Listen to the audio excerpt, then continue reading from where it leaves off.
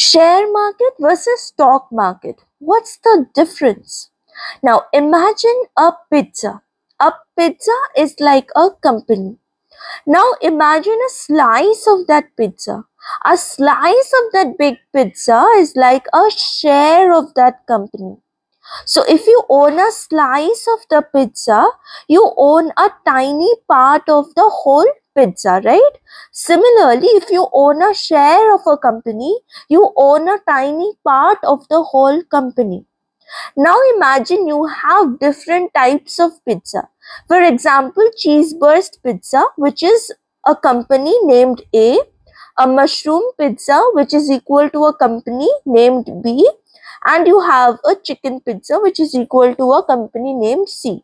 So, three different pizza equal to three different companies. Now, if you have a slice of the cheese burst pizza, then you have a share of company A.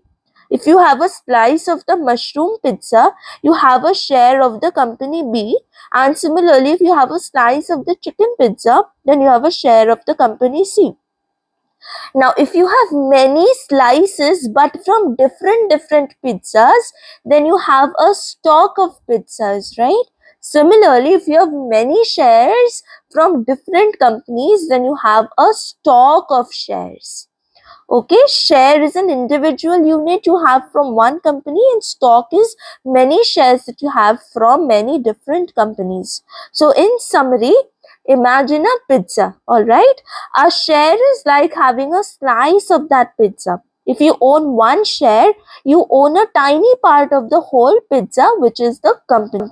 Now, if you have many slices, that is shares from different pizzas, that is different companies, then you have a stock of pizzas or a stock of shares.